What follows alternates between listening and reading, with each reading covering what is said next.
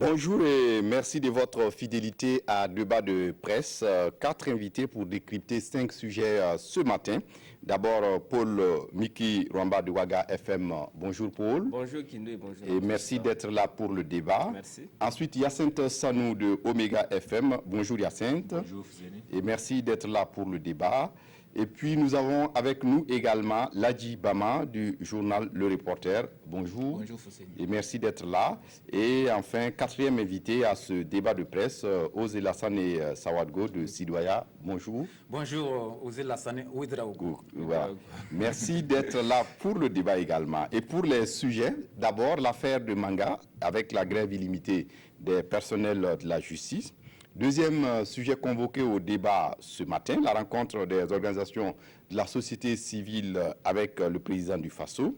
Troisième sujet de débat, la décision du Conseil constitutionnel, le report sine die du procès des ex-membres du gouvernement de Luc Adolphe Tiao. Et quatrième sujet, la tentative de noyade d'un douanier par un fraudeur. Est-ce un acte criminel ou simplement de l'incivisme? Et enfin, nous terminerons par cette force d'intervention du G5 que la France et ses partenaires du Sahel veulent mettre en place et qui fait des gorges chaudes. Et donc, pour commencer, Hyacinthe Sanou, on va commencer par l'affaire de Manga. Finalement, les magistrats ont attendu que le président du FASO parle avant de suspendre leur grève illimitée. Et comment vous avez apprécié cette affaire? Avant de prendre la parole, Fuseni, j'aimerais avoir une pensée pour nos deux confrères donc, disparus cette semaine, en l'occurrence Julien Yamego de Savane FM et Taïta Patrice donc, de la radio RMO. Oui, disparu hier seulement. Hier seulement. Puissent les âmes reposer en paix. Donc. Je pense que pour revenir au sujet de Manga, pour moi, c'est le corollaire d'une mauvaise gestion, tout simplement. On allait d'une simple altercation dans un kiosque PMUB à une escalade de violence qui a conduit à un saccage du palais de justice. Maintenant, quelle a été la réponse de l'autorité? Elle a été inexistante à l'instant T. Le syndicat est rentré en grève 3 jours après l'événement, 4 jours même après. Donc l'affaire s'est passée le 12 et le 7. Le 7. Et les syndicats sont rentrés en grève le 12. Le 12. Et donc, ils ont eu tout le temps d'observer avant de décider, d'observer d'abord un arrêt de travail de 112 heures, à l'issue duquel, notamment les rencontres qu'ils avaient sollicitées n'ont pas été faites, puisqu'ils avaient demandé à parler face à face avec les ministres de tutelle, entre autres. Ça n'a pas été fait. Ils ont reconduit leur mouvement pour une grève illimitée. Je pense que la première réaction aurait été quand même sur place que les auteurs de ce saccage-là soient arrêtés. C'est la première réaction que l'autorité aurait dû faire, parce que ça allait permettre d'éviter qu'on en vienne à tout ce tralala, à tout ce débat même qui a suivi. Parce que le fait est là, quel que soit l'incident qui a pu être à la base, quel que soit celui qui a tort ou raison, il y a un saccage qui est là. Et lorsqu'il y a ce genre d'acte... On parle d'une foule en colère. Mais il y a quand même des moyens pour identifier justement ces personnes, puisque le procureur a même dit qu'ils connaissent les personnes. Puisqu'ils sont venus, ils ont même usé de techniques, ils ont coupé le courant pour donc les étouffer. Ils ont fait 4 heures de temps, sans que déjà il y ait une force de sécurité qui intervienne. Ensuite, il n'y a pas eu cette chasse aux sorcières peut-être, mais quand même cette enquête qui aurait permis d'arrêter en tout cas les meneurs de ce saccage-là. Il n'y a rien eu. Il y a eu ce mouvement. Fort heureusement, avec les rencontres, je pense que les syndicats ont eu des gages, notamment pour la sécurisation des lieux. Parce que ce qu'il faut savoir, à Ouagadougou, on a, par chance, que le palais de justice, ou par coïncidence géographique, se trouve en face du commissariat de police et non loin de l'état-major de la gendarmerie, de l'état-major général des armées. Mais ce n'est pas le cas en province. Un palais de justice de Manga qui est saccagé pendant 4 heures sans qu'il y ait intervention.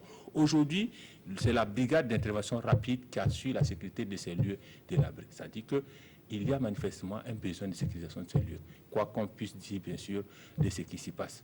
Donc, je pense que là, L'autorité Il a a failli. manqué Voilà. la réaction de l'autorité. Paul Mikiromba, est-ce que c'est votre avis? Oui, c'est mon avis. L'autorité a failli, mais ce n'est pas une première parce qu'au Burkina, depuis un certain temps, on a constaté que l'autorité échoue lorsqu'il s'agit des mouvements populaires. On a l'impression que lorsqu'il y a un mouvement de foule pour commettre des délits, l'autorité est impuissante. Il n'y a pas de poursuite, il n'y a pas de sanctions. On a l'impression que rien n'est fait même pour identifier les personnes. On dit, voilà, c'est un mouvement de foule, et puis bon, c'est tout le monde et personne en même temps. C'est comme l'insurrection populaire. Alors qu'il aurait fallu, comme le dit Hyacinthe, identifier les personnes et puis les sanctionner. Pour moi, c'est ce qu'il faut faire. Lorsque un acte d'incivisme se pose, il faut identifier les personnes et puis les sanctionner. On aurait peut-être pu éviter que l'on arrive à une telle situation où les magistrats, les GSP et les gardes de sécurité pénitentiaire ont observé cette grève de 72 heures, ensuite une grève illimitée qui finalement a été limitée fort heureusement. Mais c'est le lieu de le dire, hein, ce qui est regrettable là, de mon point de vue, c'est que ce sont les personnes, les justiciables qui payent cash toute cette affaire, parce que pendant 3 jours, sinon plus, les palais de justice ont été fermés. Dieu seul sait quelles ont été les conséquences de cet arrêt de travail sur les citoyens lambda. Ce n'est ni le gouvernement qu'on accuse ici, ce n'est ni les magistrats ou les greffiers qui ont eu le plus besoin des services des tribunaux, c'est les citoyens lambda finalement qui payent les pots cassés, non seulement à Manga, mais aussi dans les autres juridictions de tout le pays, parce que la grève était générale, où on a arrêté le travail. Je pense notamment aux personnes qui avaient besoin d'une pièce pour passer un concours, dans d'autres localités comme Gawa, qui n'ont rien à voir avec ce qui est arrivé à Manga. Pour moi, quand une situation pareille arrive, il faut d'abord savoir qui sont les responsables, qu'on mette l'accent sur situer les responsabilités plutôt que d'engager une grève générale comme l'ont fait les travailleurs de la justice pour créer de nouvelles victimes innocentes dans cette affaire. Oui. Mais ce que je voudrais dire également, c'est que... Est-ce que vous ne pensez pas que peut-être cette réaction est disproportionnée par rapport à ce qui s'est passé? Il aurait fallu qu'on interpelle l'autorité, il aurait fallu tout à fait. Voilà, alors, ce que je dis, de pénaliser des... je crois que la façon pour les syndicats d'interpeller l'autorité, c'est d'aller en grève. Ça peut se comprendre. Mais pour moi, le cas échéant, c'est-à-dire le cas présent, il aurait fallu imaginer d'autres formes de lutte qui puissent préserver les intérêts du grand public. Ici, on a les intérêts du grand public qui ont été lésés. C'est ce que moi je regrette le plus. On aurait pu même imaginer... Et finalement, ils ont eu l'opinion à dos. Tout à fait, l'opinion à dos, malheureusement, c'est ça. On aurait même compris si l'arrêt de travail était circonscrit dans la juridiction de Manga. Parce qu'on peut imaginer... Mais tout est cassé, il n'y a pas de travail. Non, justement, il n'y a pas de travail, mais on peut... Tout à fait, parce qu'au niveau de Manga, quoi qu'on dise, il y a des gens, d'une façon ou d'une autre, qui auront besoin des services. Mais la grève est générale, c'est ça que je regrette. La deuxième chose que je voudrais dire, c'est que la chose dont on ne parle pas beaucoup, ce sont les événements, c'est-à-dire l'effet déclencheur de... Les motifs. Les motifs, c'est-à-dire l'altercation au niveau donc, du kiosque PMUB. On ne dit pas beaucoup comment les choses sont passées. Quand on lit les différentes déclarations des syndicats, des magistrats, des greffiers, des GSP, ils ne reviennent pas en détail sur ça, parce qu'il y a jusqu'à 3 déclarations. Dans aucune des déclarations, on nous dit exactement qu'est-ce qui s'est passé. Est-ce que la chose, c'est-à-dire l'interpellation en valait la peine? Parce que des informations qui nous parviennent, c'est que c'était simplement une altercation verbale entre un élément de la garde de sécurité pénitentiaire et puis un commerçant. Les altercations verbales, on en connaît à longueur de journée au Burkina, même ici à Ouagadougou. Il y a un GSP qui se retrouve dans un kiosque PMUB, c'est une affaire banale. C'est une affaire banale, ça se passe partout, et même ces injures, les échanges d'injures, on en connaît partout. Si tous les échanges d'injures devaient se terminer devant les tribunaux, je crois que les juges seront débordés de dossiers parce qu'il y en a tellement. Et ici, on ne peut pas empêcher les gens de croire que quelque part, il y a eu abus d'autorité, et c'est ça qui a révolté la population de Manga. Donc, dans un sens, on peut comprendre cette colère de la population de Manga parce qu'on peut dire, bon, des choses comme ça arrive tout le temps. Maintenant, de là, aller interpeller quelqu'un et puis le mettre sous mandat de dépôt. Est-ce que la procédure a été respectée? Est-ce que, voilà, autant de questions comme ça... Donc, il faut qu'on nous éclaire par rapport à tout ça. On ne peut pas accepter qu'une population se rende justice. Ça, c'est clair. On ne peut pas accepter qu'une population, que ce soit, que l'altercation soit en faveur ou en défaveur d'une des parties, on peut accepter qu'une population aille saccager par la justice et libérer la personne. Ce n'est pas la population qui sera justice. Là, il faut qu'on soit d'accord. Ça, c'est la première des choses qu'il faut condamner. Et je crois que c'est ce que le chef de l'État a dit d'ailleurs hier. Oui. Lassane Ouedraogo. Oui, je pense que ce qui est arrivé à Manga, c'est le paroxysme de l'incivisme.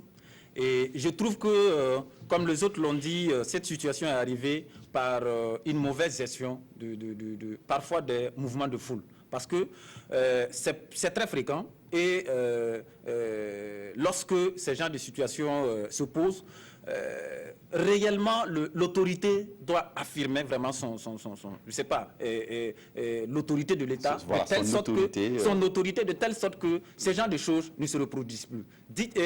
Ce qui s'est passé avec l'artiste Adia Divine, et après c'est des agents de santé qui ont été agressés. Jusqu'à présent, on ne nous a pas dit, dans le cas de Adia Divine, des gens se sont affichés même à la télévision en donnant des interviews, c'est-à-dire qu'on connaît les meneurs ont été identifiés. Jusqu'à présent, on ne nous dit pas si ces personnes ont été interpellées. Est-ce que ces gens ont... Peut-être, qu'est-ce qui se passe? Ça veut dire que c'est comme si on donnait vraiment le inquiétus aux citoyens lambda de poser parfois des actes irrépréhensibles. Pourtant, parce que la sanction a une valeur pédagogique. Lorsqu'on sanctionne quelqu'un qui est en porte-à-faux avec la loi, on dit à la personne, nous sommes dans une société on l'a vu dans le organisée. cadre de l'incivisme dans la circulation, quand on a commencé à arrêter les gens et les envoyer à la MACO, beaucoup réfléchissent par 2 fois avant de brûler le feu ou de foncer sur des policiers. Voilà. Et c'est ceux qui sont assis et qui voient une autre personne sanctionnée parce qu'il a un porte-à-faux avec la loi,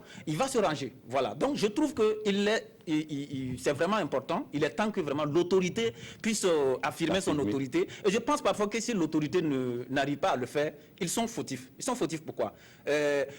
Combien de fois des politiciens sont allés voir notamment des jeunes pour les instrumentaliser, leur donner de l'argent, pour boycotter ou bien pour aller saccager je sais pas, le siège d'un parti adverse. En le faisant, nous sommes en train d'inculquer dans la tête de la jeunesse que lorsque ils sont, je sais pas, ils sont dans une situation où ils peuvent se rendre juges, ils peuvent le faire. Donc nous sommes tous responsables. Et il faut que vraiment du citoyen jusqu'à l'autorité, chacun puisse se remettre en cause parce qu'on dit que la meilleure manière de changer une société, c'est de changer soi-même. Oui, Ladji Bama, on l'a vu également dans la gestion de la crise. Il y a eu un peu comme une sorte de frilosité. Les confrères l'ont dit ici. Est-ce que vous comprenez ce qui s'est passé et la façon dont on a voulu gérer cette affaire? Non, c'est facilement compréhensible. Moi, à mon sens, hein, ça se comprend aisément parce que, pour revenir sur ce que la Sénèque disait, on ne peut pas affirmer d'autorité ici. Il n'y a pas d'autorité. Pour affirmer une autorité, il faut avoir qu'il y a une autorité d'abord. Il n'y a pas d'autorité dans le pays, il faut le reconnaître. C'est ça la triste réalité du pays aujourd'hui. On n'a plus d'autorité dans ce pays. L'autorité n'a plus de légitimité. Comment elle va s'affirmer? Ce n'est pas possible. Ce n'est pas qu'ils ne veulent pas le faire, ils veulent bien le faire, mais ils ne peuvent pas le faire. Et ça, c'est la réalité du pays depuis maintenant des années. L'incivisme atteint un tel niveau parce qu'on n'a plus d'autorité légitime dans le pays. Tout le monde est coupable à la fois. Qui va donner l'ordre à qui va respecter? Ce n'est pas possible.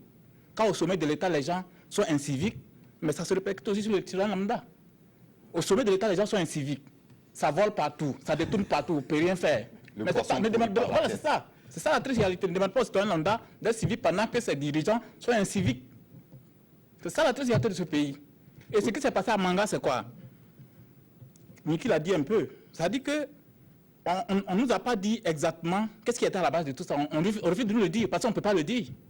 Parce que c'est ça aussi la triste réalité. Ça dit que il y a l'abus de pouvoir partout dans ce pays. Ça dit que chaque Burkinabé aujourd'hui, pour peu qu'on te donne une petite parcelle de pouvoir dans un petit coin, tu en abuses. Le petit militaire qui a sa calache, il sort, il pense que parce qu'il a une calache, il peut tirer sur tout le monde partout et puis il n'y a rien. Le policier, c'est la même chose. Le magistrat a son pouvoir, le procureur, le GSP, c'est la même chose. Sinon, on peut comprendre qu'une simple altercation, comme il a dit, entre deux citoyens dans un kiosque PMIB, ça vaut un mandat de dépôt. Pendant qu'on sait que dans ce pays-là, il y a tellement d'affaires. Non, mais c'est pas sérieux. Mais quand c'est comme ça, par rapport à ce que Yacine disait, non, les citoyens, on ne peut pas les condamner ici. Parce qu'ils sont convaincus qu'on leur fait la force. Quand c'est comme ça, tu ne peux pas l'arrêter. Il va aller casser, il va faire tout ce qu'il veut. Vous ne pouvez rien lui faire. C'est ça, on est dans ça aujourd'hui. Oui, Yacine Sanou, on l'a vu, des femmes de la coordination des femmes de Manga sont allées demander pardon au nom de leur fils et de leur mari Est-ce que c'est d'abord, est-ce que c'est des hommes seulement qui sont à l'origine? Je n'en suis pas trop sûr. Et comment vous voyez un peu cette façon de faire? On est dans une république ou pas? Mais ça a toujours été la façon de faire au Burkina. C'est-à-dire qu'on a tout un concept autour du pardon qui est souvent dévoyé, parce que c'est souvent ça qui est la cause de certains de nos maux. Tout simplement, ici, il y a eu un fait. Je ne vois pas en quoi aller balayer, puisqu'elles sont allées balayer le lieu donc du palais de justice, et demander pardon suffit à réparer le fait. Mais ça dit que le plus souvent dans nos contextes, c'est que si quelqu'un te cause un tort et qui vient te demander pardon avec bien sûr les notabilités qui sied, si tu refuses le pardon, c'est toi maintenant qui deviens le bourreau, malgré que le fait que c'était la victime. Donc, il y a une contrainte à accepter le pardon, quels que soient tes états d'âme. Ensuite, on ne fait que mettre un sparadrap sur la plaie qui est là. Et donc, demain, si quelqu'un d'autre vient monter sur cette plaie, bonjour les dégâts. C'est le même cas ici. Il y a bien eu incivisme, il y a bien eu saccage d'établissements publics de l'État, un palais de justice. Il faut bien punir les auteurs de ces forfaits-là. Je ne vois pas en quoi un pardon suffira à effacer ça. Si on vient au nom de la cohésion sociale, au nom de la cohésion sociale, au nom de la paix et la tranquillité, on demande au monde judiciaire de Manga d'accepter ce pardon-là, sans que celui qui a été libéré ne soit intégré, sans que les auteurs ne soient arrêtés. Bonjour, le prochain clash au palais de justice de Manga. Oui, Lassane. Oui, il faut dire que ce tact, c'est vrai, il est louable, mais la question qu'on se demande, est-ce que ces femmes sont allées d'elles-mêmes ou bien c'est toute la société avec les hommes, les vieux et les fautifs qui les ont mandatés d'aller demander pardon. Parce que jusqu'à présent... La veille, il y avait aussi les autorités, les notabilités coutumières, religieuses également, qui avaient eu la même démarche envers le monde judiciaire. Oui. Est-ce que pardonner comme ça suffit à crever l'abcès? Parce que si nous voyons, la démarche, elle est bonne, parce que même dans la société traditionnelle, ça se fait. Vous êtes fautif, vous réunissez toute votre famille qui part demander pardon. Celui aussi qui a été lésé accepte le pardon parce qu'il sait que lorsque cette famille sera de retour, il va corriger le fautif à l'interne. Il y avait une correction à l'interne. Maintenant, est-ce qu'on se demande, est-ce que ça serait le cas? Est-ce que le pardon, parce que nous voulons connaître la vérité. Rien ne prouve que ce monsieur, il est fautif. Qu'est-ce qui prouve que aussi ceux qui ont agi, qui ont fait ce mandat de dépôt n'ont pas agi avec abus d'autorité? Puisque aujourd'hui, nous voulons connaître la vérité. Et pour connaître la vérité, il faut qu'il y ait réellement l'affaire soit portée devant les juridictions pour qu'on puisse savoir réellement la vérité. Donc, aller demander pardon comme ça pour qu'on se dise on a pardonné et qu'on laisse tomber. Et un jour, lorsque peut-être un GSP ou bien quelqu'un d'autre qui piétine un jeune de Manga, et pouf, une affaire s'éclate encore, je pense qu'il faut crever l'abcès. Ça consacre l'impunité. Voilà, il faut crever l'abcès au lieu de saupoudrer les plaies. Oui. Non, moi, je veux dire à Lassane qu'il ne faut pas qu'il rêve. On ne va pas crever d'abcès ici. On est dans le processus déjà, c'est déjà enclenché. On va pardonner et puis on va continuer. Demain encore, il y aura encore notre incident, on va repardonner. Mais c'est comme ça. Je pense que c'est ça pas la va solution. changer. Non, mais c'est pas On la est déjà dans le solution. processus, ça ne va pas changer. Oui, Je voudrais dire que je suis favorable pour cette histoire de pardon. Nous sommes en Afrique, ça peut arriver. Mais comme l'a dit Ladjibama, ça ne résout pas le problème. Ce n'est pas ça la solution. C'est comme si aujourd'hui on parle de la question de réconciliation. Si les gens qui ont fauté viennent dire que oui, on a fauté, puis bon, on tourne la page. Pour moi, des événements de Manga, il y a beaucoup de leçons à tirer. D'abord, comme l'a dit Lassane, il faut faire en sorte que l'affaire soit portée devant les juridictions. D'ailleurs, d'autres dossiers, l'affaire de cette histoire d'altercation, il faut que ça soit jugé de façon convenable pour qu'on sache si effectivement le commerçant en question méritait d'être mis sous mandat de dépôt. Et si ce n'est pas le cas, la personne qui a émis le mandat de dépôt doit en principe répondre des faits, parce qu'on peut imaginer que c'est par là qu'est parti ce mouvement d'ensemble sur le tribunal de grande instance de Manga. Le deuxième dossier, c'est justement ceux-là qui ont saccagé le tribunal, parce que ça aussi c'est un acte d'incivisme. On doit donner l'exemple en identifiant les meneurs de ce mouvement pour les sanctionner aussi au détour d'un jugement. Voilà comment est-ce qu'on peut régler cette affaire de Manga. Et puis à partir de là, il y a tellement de leçons à tirer, parce que, comme l'a dit Ladjibama, si rien n'est fait, demain, bon, on va tourner la page et puis ne soyez pas étonnés que on se retrouve face à une situation pareille dans d'autres juridictions ou dans d'autres régions du Burkina où les gens débordés essaient de se rendre justice. Pour moi, l'instruction de cette histoire d'altercation, de là, on doit tirer beaucoup de leçons. C'est-à-dire la question fondamentale, est-ce que le commerçant méritait véritablement d'être mis sous mandat de dépôt si tant est qu'il s'agit simplement d'un échange d'injures entre lui et l'agent de la garde de sécurité pénitentiaire, parce qu'on aurait pu imaginer un scénario contraire s'il s'agissait d'un citoyen lambda et non d'un GSP. Voilà, je suis convaincu. Donc, affaire à suivre, donc. Absolument, oui. C'est pour ça d'ailleurs que j'ai bien aimé l'intervention du chef de l'État qui résume un peu la situation. Il condamne les violences et puis il met les magistrats également devant la situation. Mais là, malheureusement, ce ne sont pas seulement les magistrats parce qu'ils n'aiment pas qu'on dise que c'est eux qui sont devant, parce que c'est 3 corps de métier qui ont décrété la grève. Magistrats, GSP et greffiers. Deuxième sujet, la rencontre des organisations de la société civile et le président du FASO. C'était à l'occasion du 2e forum du cadre de concertation des OSC avec l'exécutif. Et là également, l'Adibama, on l'a vu, un certain nombre de questions, notamment de justice, on parle de justice équitable, on parle de gouvernance vertueuse, comme pour dire que les OSC, c'est bien, mais on va travailler à recadrer leur mission sur le terrain. Ben, c'est bon. Si on doit mettre de l'ordre, c'est bon. Si ça doit servir à faire avancer le pays, c'est bon. Maintenant, entre ce qui est dit dans les salons feutrés de Ouagadougou et ce qui sera sur le terrain, moi je dis que c'est là qu'on doit attendre les uns les autres. Parce que bon, ces gens de jamboree là, parce que comme ça moi je les appelle, c'est beau, c'est le lieu de venir faire de beaux discours et tout ça, tout le monde est content et puis on se quitte. Et après, bon, sur le terrain, c'est autre chose qu'on voit. Mais je retiens en tout cas que le chef de l'État, au détour de cette rencontre, a eu en tout cas fait des déclarations assez importantes. Je retiens qu'il a dit, et sans embâche, que les Burkinabés de l'extérieur, par exemple, ont voté en 2020, ça ne souffre pas de donc, ça c'est bon. Et sur pas mal en tout cas de questions intéressantes, le citoyen burkinabé, en tout cas, il a eu en tout cas à prendre des engagements. Moi, je pense que c'est très bon. Maintenant, que ce soit vraiment la réalité sur le terrain. C'est ça aussi le plus important. Oui, osez, Ouedraogo.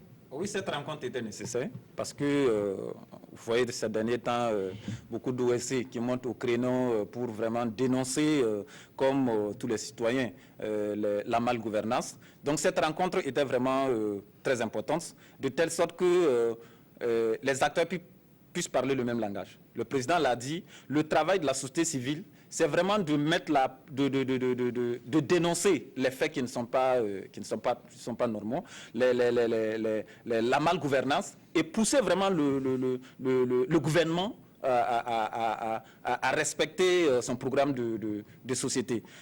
Mais ce que j'ai peut-être déploré est que, je ne sais pas, je n'étais pas sur le terrain, mais j'ai suivi les reportages. C'est le fait que je n'ai pas vu la plupart des leaders qui montent, qui n'hésitent pas à monter au créneau pour dénoncer la malgouvernance. Moi, je trouve que ce serait bon que ces personnes, au lieu de par conférence de presse interposée ou bien par marche, interpellent le président du FASO, puissent faire le déplacement sur le lieu à cette rencontre. Je pense par exemple à Safiatou Lopez, à Hervé Ouattara. Est-ce que vous avez l'information qu'ils n'ont pas été invités?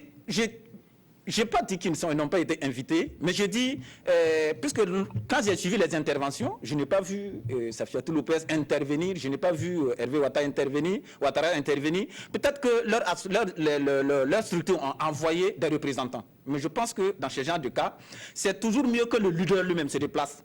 Il discute de face à face avec, il expose les problèmes, les préoccupations de sa structure et voit la réaction du président du FASO. Ce n'est pas la peine de peut-être à toutes les fois de fuir les débats et puis aller répondre à médias interposés, à programmes. Sinon, je trouve vraiment que cette rencontre avec les OSC, c'était vraiment porteur. Oui, je voudrais dire qu'au Burkina Faso, il faut distinguer 2 types d'organisations de la société civile. Il y a les OSC de développement et puis il y a les OSC politiques. Je crois que la rencontre telle qu'elle avait été préparée par le ministère de l'Administration, c'était pour rencontrer les OSC de développement, c'est-à-dire ceux qui font le développement, la base, les sensibilisations et tout, pour des actions dans le cadre du PNDS. Je crois que le thème PNDS est sorti dans le thème PNDS, tout à fait. Comment les OSC peuvent travailler dans la cohésion sociale et la promotion du civisme. C'est bien ça. Pour l'objectif de la rencontre. Mais aujourd'hui, quand on regarde comment les choses se sont passées, parce qu'aujourd'hui, quand on dit OSC, on voit les OSC politiques, c'est-à-dire les leaders qui aiment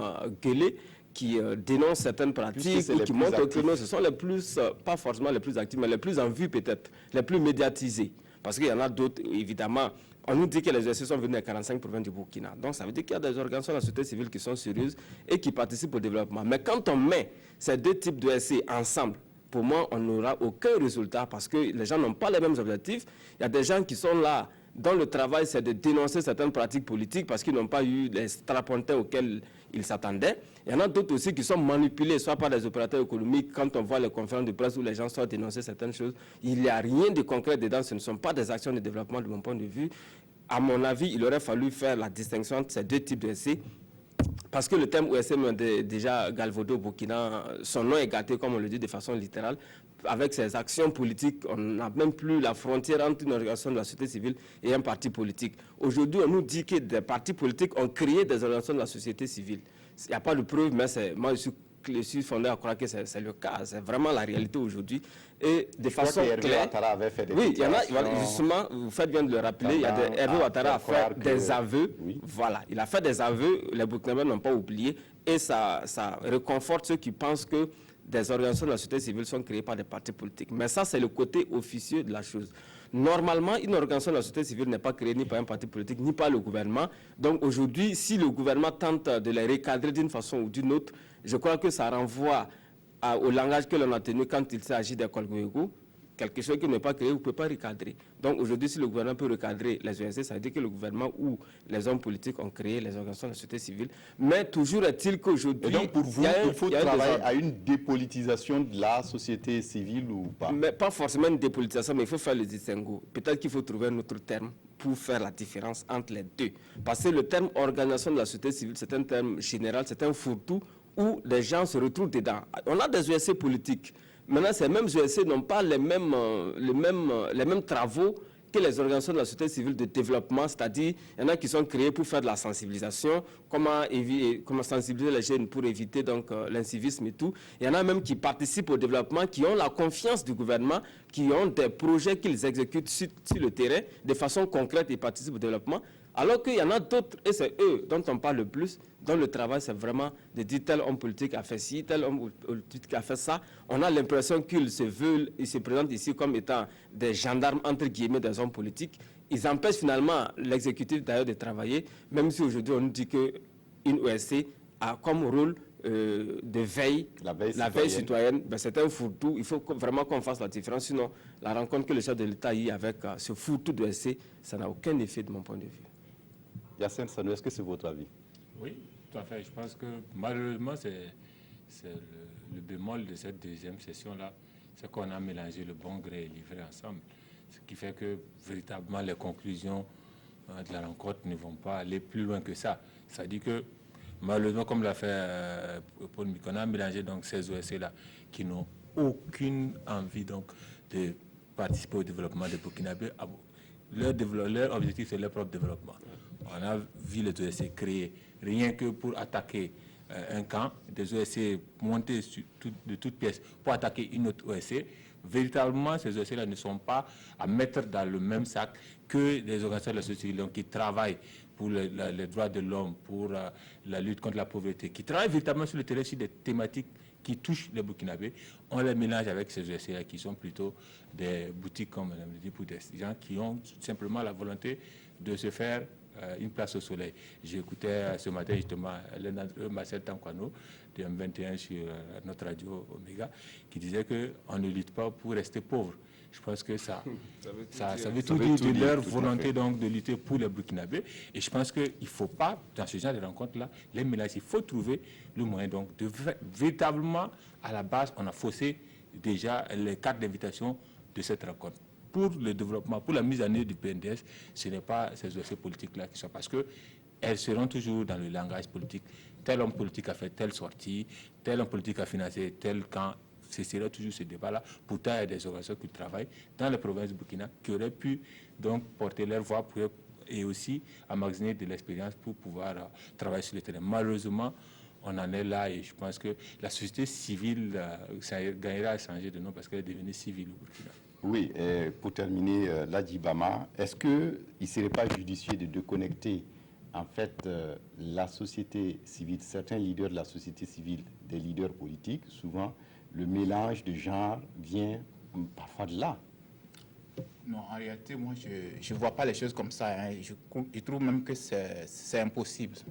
On ne peut pas le faire parce que depuis la nuit des temps, ça a toujours été comme ça, moi, je crois. Hein. Parce que tout est politique en réalité. Parce que je ne sais pas où on va situer la frontière entre le politique et le non-politique. Tout est politique dans nos sociétés. Moi, je pense que le plus important, c'est surtout la bonne foi avec laquelle les gens font les choses. Parce qu'il ne faut pas croire que la politique aussi, c'est forcément négatif. Les partis politiques ne sont pas là pour enfoncer le pays. Tous travaillent, tous concourent au développement du pays, qu'on soit politique ou apolitique. D'ailleurs, moi, je ne crois pas à quelqu'un qui soit apolitique, ça n'existe pas. Seulement, c'est la bonne foi avec laquelle chacun travaille dans son petit carré qu'il a dessiné, dans lequel il veut évoluer. Tant qu'on n'est pas doté de cette bonne foi-là, tant qu'on veut jouer les troubles faits, le jeu double avec les gens, c'est là que ça pose problème. Sinon, je ne vois pas de problème, c'est que, bon, on décide que, bon, on a créé une organisation de société civile pour faire de la politique, mais il faut faire la bonne politique, c'est ça le problème. Parce que dans ce pays... politique. Ah non. Pas une pour faire la politique. Non. Il y a des règles pour créer un parti politique. C'est ce que je vous dis. La frontière de la politique et puis le non-politique, ça s'arrête où? C'est ça le problème. Parce que quand on dit faire la politique, c'est pas que, bon, je vais conquérir le pouvoir.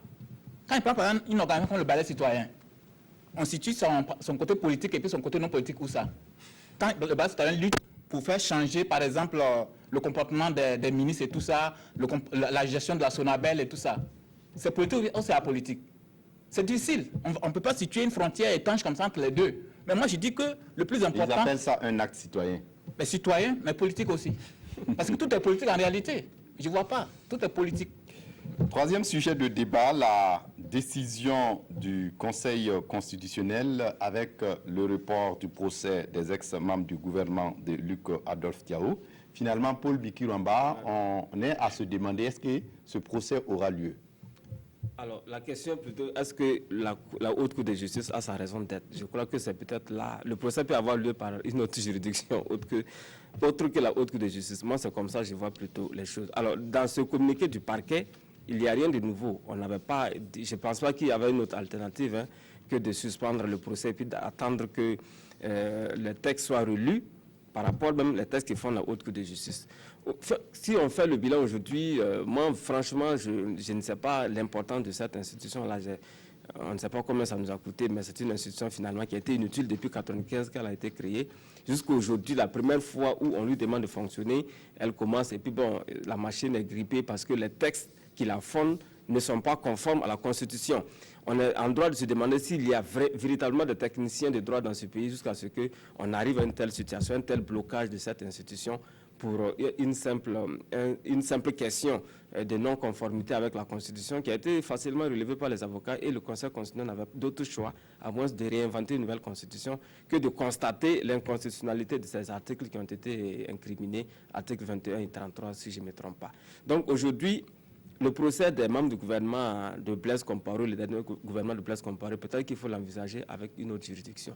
Je ne sais pas jusqu'à quand on va retoiletter les textes de la Haute Cour de justice pour relancer la machine et rien ne nous dit que les mêmes avocats ne viendront pas avec d'autres conditions d'inconstitutionnalité dans le futur pour dire que voilà, les avocats sont dans leur droit et je crois que ce sont les techniciens du droit. Mais moi, jusqu'à aujourd'hui, je me pose la question, comment est-ce qu'on est arrivé à une telle situation jusqu'à ce qu'on ouvre le dossier et on se rend compte que la Haute Cour de justice est illégale elle-même. Parce que c'est comme ça, moi, je vois les choses. L'institution même est chose contraire à la Constitution. Si on prend donc la question de double degré de juridiction qui avait été supprimé dans cette institution. Aujourd'hui, peut-être qu'il faut imaginer un autre tribunal, pourquoi pas un tribunal spécial ou autre chose, en tout cas, si tant est que les membres du dernier gouvernement de Blaise Compaoré ne peuvent pas être jugés par les tribunaux de droit commun, il faut peut-être imaginer un tribunal spécial pour vider cette affaire et puis on passe à autre chose. Sinon, on peut revenir, supprimer la Haute Cour de justice. Je crois que ceux qui ont travaillé sur le projet de constitution ont eu raison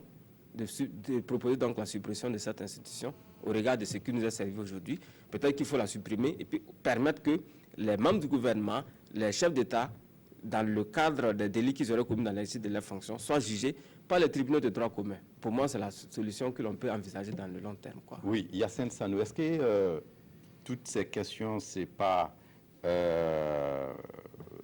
en fait fait à dessein, d'autant plus que la Haute Cour de justice a été mise en place par le régime de Blaise Compaoré, et finalement, d'aucuns venaient à croire que quelque part, c'est fait à dessein. On est fondé de le croire. Les géniteurs de la Haute Cour, tels que fait, ils ont mis des cales donc, pour que la machine ne puisse pas prendre en temps opportun. Et on a la preuve aujourd'hui, ce sont les géniteurs qui sont les premiers à demander la suppression donc, de leur enfant.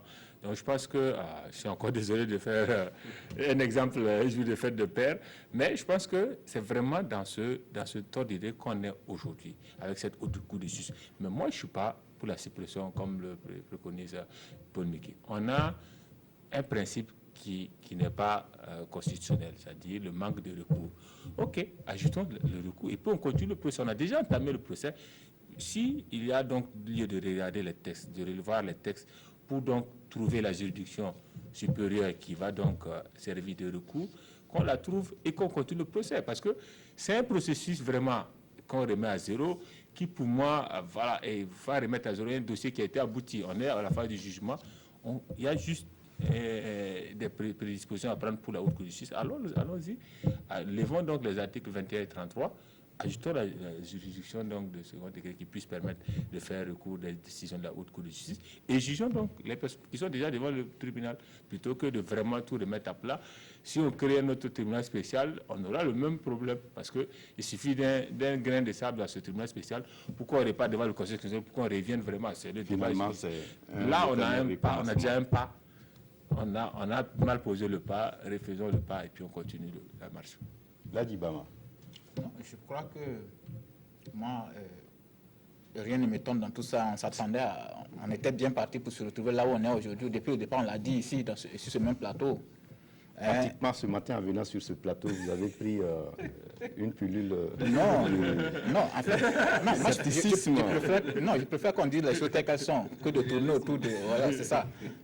Ça dit que, comment voulez-vous que Blaise Compaoré et ces ministres qui ont échafaudé leur histoire déposée depuis 1995, que cette histoire vienne les mettre en difficulté comme ça, et puis bon, ça va se passer, et puis bon. Non, c'est pas possible.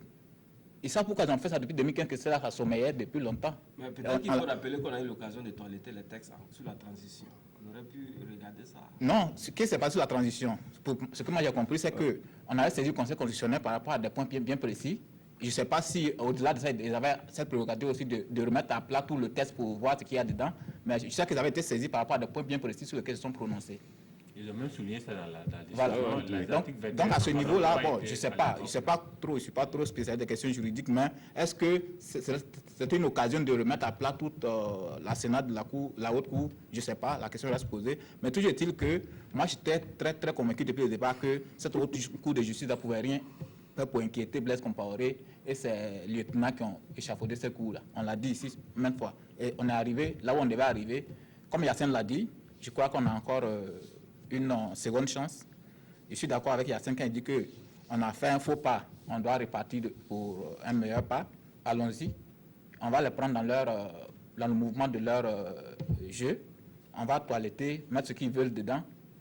Ils ont dit qu'il n'y avait pas le second degré. Mettons-le. Maintenant, on va attendre encore de voir où ils vont aller prendre encore. Et tout cela va prendre combien de temps? C'est ça aussi la justice. Hein. Ça prend moins de temps c'est ça aussi la justice. Que de repartir à zéro pour supprimer la discussion. Sinon, comment on peut comprendre que vous avez créé la Haute Cour? C'est vous qui avez habillé ça, déposé. Et vous venez aujourd'hui, vous dites non, mais c'est un manque de décence même. Parce que vous ne pouvez pas venir, c'était quelqu'un d'autre de venir remettre en cause la Haute Cour. Vous saviez qu'elle était comme ça. Pourquoi on ne l'avait pas fait depuis longtemps et puis vous laissez ce quand elle doit vous juger que vous sortez ces arguments-là? Un peu de décence quand même. C'est quand même le droit. Oui. Oui, moi je dirais que je ne suis pas pour la suppression de cette haute cour de justice parce qu'on a commencé le procès avec cette haute cour. Il se trouve qu'il y a des exceptions d'inconstitutionnalité qui ont été soulevées. Prenons le texte. et débarrassons ce texte-là de ses aspects inconstitutionnels et continuons le procès avec ça. Parce que si on va prendre le temps de réfléchir à une autre juridiction avant de continuer ce procès, ça va prendre du temps. Actuellement, les regards sont fixés sur l'exécutif. C'est à l'exécutif de prendre maintenant le dossier en main et de voir, surtout avec la session extraordinaire qui s'ouvre le mardi à côté, est-ce qu'il y a possibilité que ce texte soit toiletté lors de cette session pour que ce procès puisse s'ouvrir encore. Mais les questions que je me pose est que depuis 1995, dites-vous que ce texte est passé est passé au Conseil constitutionnel tout en sachant que il comportait des aspects anticonstitutionnels. Je pense que tout texte qui est voté par l'Assemblée nationale est examiné d'abord par le Conseil constitutionnel pour voir est-ce que ces textes ne sont pas anticonstitutionnels avant la promulgation. Mais il se trouve que ce texte, depuis 1995, est passé inaperçu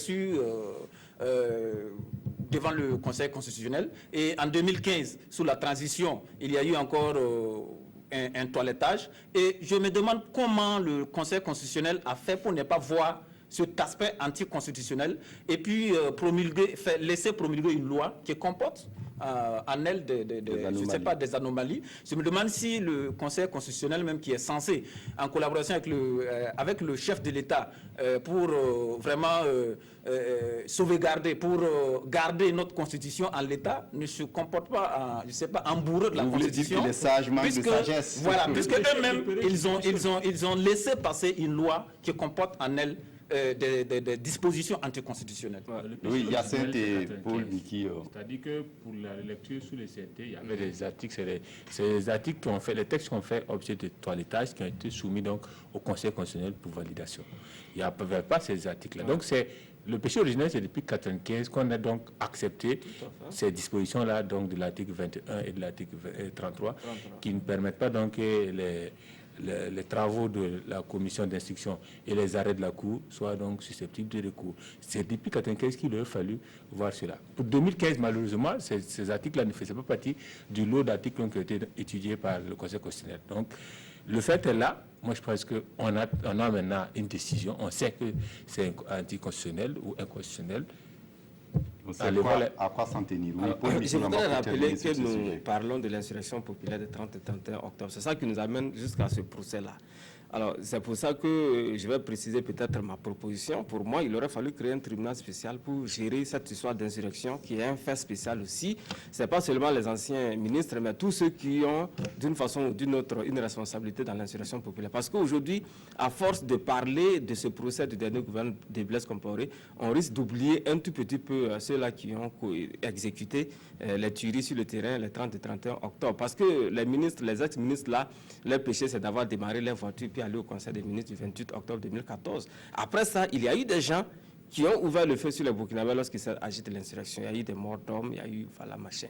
Donc, cet autre aspect de l'insurrection va peut-être venir avec le tribunal militaire ou avec le tribunal des droits communs plus tard. Mais aujourd'hui, on parle de la Haute Cour de justice. Finalement, on aura un dossier insurrection populaire qui est jugé par 3 juridictions différentes. Finalement, ça sera dispersé. Voilà, c'est pour ça que pour moi, il aurait fallu créer un tribunal spécial pour vider cette affaire insurrection populaire et puis peut-être créer un autre pour le coup d'État. Parce que ce sont des situations exceptionnelles qui sont arrivées chez nous. Il aurait fallu peut-être des tribunaux spéciaux pour le faire. Voilà qu'on a des soucis avec notre haute cour de justice, alors que l'institution pourrait être utile, comme vous l'avez dit, pour juger d'autres affaires, parce qu'il y a des ministres qui ont volé dans ce pays, et l'institution a sa raison d'être ici pour juger. Mais là, on parle d'insurrection qui est un cas exceptionnel. On passe au 4e sujet, la tentative de noyade d'un douanier par un fraudeur. L'a dit Bama. Les faits se sont déroulés la semaine passée. Et finalement, on est à se demander, est-ce que c'est un acte criminel ou est-ce que c'est un simple délit d'incivisme? Non, moi je pense que, en tout cas pour ce que j'ai pu lire et entendre concernant cet incident-là, je pense qu'on est au-delà du simple incivisme, parce que l'intention était bien manifeste. Il a pris le soin de condamner les portières et tout ça, et puis s'est sauvé, laissé le douanier. Il voulait le tuer carrément. Ce n'est plus d'incivisme, ça c'est criminel. Je crois qu'il n'y a pas de débat à ce niveau. Maintenant, osons croire que, puisque là, ce n'est qu'un chauffeur, hein, il a des gens derrière lui et tout ça, il a certainement un patron et tout ça.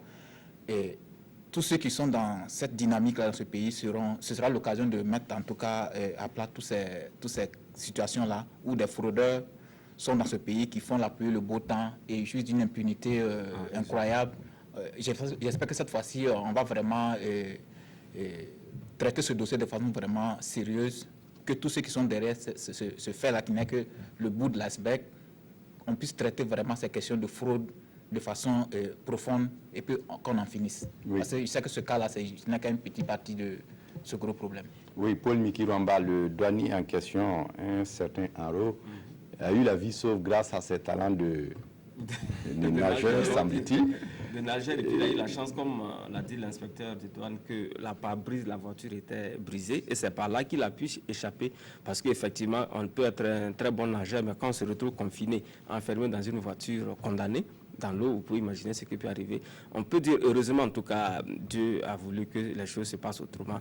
Maintenant, vous avez posé une question, acte d'incivisme ou criminel, c'est les deux à la fois, parce que même quand on tue quelqu'un, c'est de l'incivisme, on n'a pas respecté les lois. Mais ici, il s'agit là d'une tentative d'assassinat, purement et simplement. Et je crois, comme l'Aïbama l'a dit, le plus important, c'est de retrouver rapidement les fautifs de cette situation, parce qu'on peut imaginer que c'est un réseau. Les gens, en matière de trafic douanier, n'évoluent pas. Il semble que le fraudeur en question n'est pas à son premier forfait. Justement, voilà. Il est connu justement pour avoir été... Tout à fait.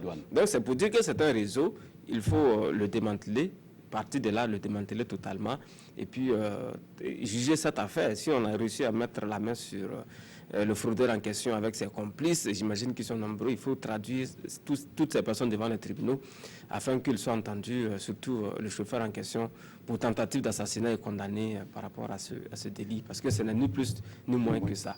Voilà. Donc ça montre en même temps jusqu'à quel niveau l'incivisme a gagné des proportions dans notre pays, et ça donne à réfléchir, hein, beaucoup à réfléchir. Voilà. Oui. Yacine Sanou, votre avis sur cette question? Mais je pense que ça rejoint un peu le débat qu'on menait au départ, c'est-à-dire cette nécessité de sensibilisation par l'exemple. Là, c'est un cas patent pour donner un signal fort à tous les commerçants donc, qui auraient les mêmes pratiques ou même l'intention d'avoir les mêmes pratiques que ces derniers. Je pense qu'il y a déjà manqué certaines choses. Moi, je m'attendais à voir la photo de cet individu-là placardé partout avec son signalement pour donc le retrouver wanted avec une mise à prix donc de sa tête pour le retrouver immédiatement. C'est à quoi on assiste dans certains pays. Il faut nécessairement donner un signal fort pour que celui-là qui avait l'intention même de le faire, il y a un signalement donc d'un camion qui a donc détourné de son chemin pour aller directement au déchargement sans passer par les services de douane. Il y a plein de commerçants qui le font. Mais si on donne le signal fort, donc à partir de ce cas-là, on retrouve la personne en moins d'une semaine. Malheureusement, c'est la nuit du 6 au 7, on en passe de passer la semaine déjà, sans qu'on ait véritablement de signes donc, de trouvailles de ce dernier. Mais je pense que c'est là qu'il faut. Il faut retrouver la personne et donc la juger pour permettre donc de donner l'exemple. On a vu un peu ce commerçant-là qui a ramassé ses conserves périmées à les déposer à la police municipale pour donc les signaler. Oui, moi je ne veux pas de problème. Ce n'est ni plus ni moins que l'exemple de l'affaire Obouf qu'il a amené à avoir ce comportement. C'est ainsi qu'on peut travailler donc à résorber un peu ces actes d'incivisme. Parce que tant qu'on ne voit pas les conséquences de l'acte posé, les gens vont continuer à le faire. Ce commerçant-là doit être retrouvé le plus rapidement possible et puni dans les règles de l'art. Retrouvé et puni dans les règles de l'art, est-ce que c'est votre avis osé? Oui, c'est mon avis parce que je pense que c'est très déplorable. Actuellement, on a l'impression que les Burkinabés sont en train d'inclure dans la culture du Burkina Faso l'incivisme. Et c'est dangereux lorsque un pays arrive, un peuple arrive à vraiment accepter, à inclure dans sa culture l'incivisme, parce qu'on ne sait pas où est-ce qu'on y va. Quelqu'un qui, parce qu'on a arrêté son camion, est prêt à mettre est prêt à mettre en danger la vie de quelqu'un, c'est quand même le summum de l'incivisme. Parce que, comme vous l'avez dit, ce monsieur, il n'est pas à son premier forfait. Et comme l'inspecteur de douane l'a dit, c'est à quelle heure le monsieur fait rentrer pour ce camion-là? C'est autour de 2h du matin, 3h du matin qu'il fait tout, il contourne les voies, il rentre. Et une fois on est arrivé à le rattraper, et il a bel et bien dit il a dit aux douaniers que pour cette fois-ci, nous allons tous mourir. Il condamne ces vites, tout en ayant cette idée-là de laisser celui et puis sortir. Ça, c'est un acte criminel qu'il faut condamner. Je pense que l'incivisme, la corruption, c'est un peu profond. C'est profond et il faut que vraiment on puisse travailler. Parce qu'aujourd'hui, c'est lui qui a été arrêté. Il y a autant de réseaux qui travaillent dans cet incivisme, dans cette dynamique-là de contourner la douane, de ne pas payer les impôts. C'est crime économique, c'est vraiment dangereux parce qu'un pays ne peut pas se développer dans cet incivisme et il est temps que vraiment l'autorité puisse agir de la sorte. On va terminer par le dernier sujet, la France qui veut appuyer le déploiement d'une force anti-djihadiste au Sahel. Le G5 Sahel regroupe certains pays du Sahel pour lutter contre le terrorisme. Mais finalement, le projet de résolution de la France fait des gordes chaudes au Conseil de sécurité. Washington est opposé et le Conseil de sécurité pose également des réticences. Ladi Bama, comment vous comprenez cette affaire? Non, moi je crois que c'est tout simple. Hein. C'est-à-dire que tout ça procède du double jeu que certaines puissances jouent dans cette histoire de lutte contre le terrorisme. Les gens ne sont pas sincères. Et si vous voyez que ça coince au niveau du Conseil de sécurité, c'est qu'il y a des choses certainement que les gens n'avouent pas. Il y a des choses, il y a des dessous de ce fameux régime qu'on veut mettre en place là que les gens ne nous ont pas dit. Et certainement les autres savent que c'est pourquoi ils font cette réticence. Parce que si cette unité qu'on veut mettre en place pour lutter contre le terrorisme était vraiment sincère, il n'y avait pas de dessous vraiment, en tout cas, mal intentionné. C'était vraiment, on a tous applaudi ça. Parce que le terrorisme, aujourd'hui, il faut bien qu'on lutte contre le terrorisme de façon vraiment frontale et puis qu'on en finisse. Mais je trouve qu'il y en a toujours qui veulent tirer profit de cette situation. J'entends dire qu'il y a des questions de pétrole au nord Mali que la France est en train de vouloir gérer d'une façon un peu mouta-mouta, comme on dit chez nous. C'est ce qui fait que les Américains aussi voient dans l'eau trouble, ils ne veulent pas. Donc, bon, quand c'est comme ça, c'est compliqué. Oui. Donc, quand c'est comme ça, on ne peut que se retrouver dans ces situations-là et c'est vraiment dommage. Oui, Paul Pikiramba. Alors, c'est mon avis aussi. Hein. Je crois qu'il y a manque de transparence quelque part. C'est ça qui justifie ces réticences au niveau des Nations Unies.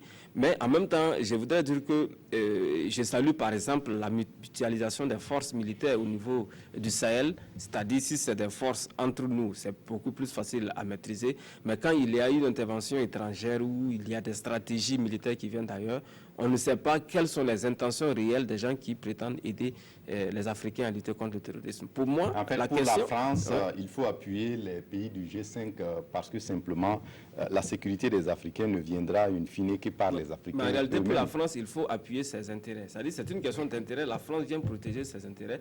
C'est pour ça que je dis il y a le manque de transparence. Peut-être qu'au niveau supérieur aux Nations Unies, on a vu autre chose. Vous avez vu cette situation du Qatar qui arrive. Il y a un manque de confiance entre les États. Pour moi, la meilleure façon de lutter contre le terrorisme, c'est de mutualiser les forces au sud, les forces du sud, comme on l'a fait déjà dans le G5 Sahel, une force commune entre le Burkina, le Mali et le Niger, comme ça a été le cas. Si l'Occident veut apporter un appui, il peut apporter l'appui en donnant peut-être le matériel et puis en se retirant. Maintenant, de là à vouloir installer des bases ou à contrôler c'est-à-dire toutes ces forces, avoir une certaine mainmise là, il y a forcément quelque chose qui n'est pas clair dedans. Et je crois qu'au-delà de cette réticence des Nations Unies, ça interpelle nous autres Africains à prendre en charge nos stratégies. Et la France estime également que la mise en place de cette force d'intervention anti-djihadiste va lui permettre un retrait progressif de la force Barkhane. Barkhane. Oui, ben ça c'est une déclaration, mais est-ce que c'est la réalité? Quand on parle beaucoup de la France, est-ce que la France est sincère? Voilà la question. Bon, pour moi, c'est comme ça, je vois, hein, au-delà des déclarations, il faut peut-être examiner dans les profondeurs, parce que on le sait, ce n'est pas aujourd'hui, la France défend ses intérêts partout où elle est. Ça, c'est clair. Donc, les intérêts de la France, ce n'est pas forcément la lutte contre le terrorisme en Afrique de l'Ouest. Oui, Yacine, on ne comprend pas non plus pourquoi Washington s'oppose, d'autant plus que le retrait de la France, de la force Barkhane, et responsabiliser les Africains pour leur propre sécurité. On n'arrive pas vraiment à comprendre un peu cette réticence de Washington. Je me dis que, en fait, le dossier a été sûrement mal ficelé.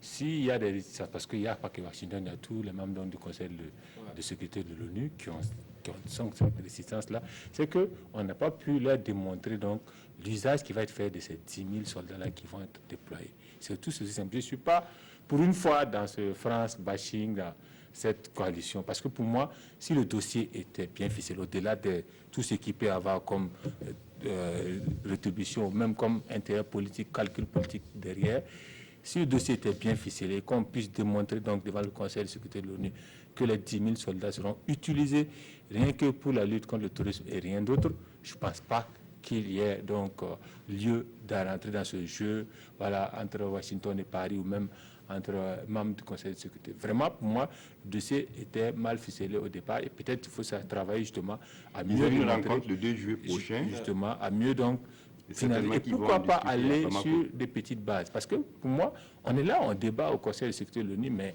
les terroristes, les djihadistes n'attendent pas le Conseil de sécurité pour nous frapper tous les jours au-delà des frontières.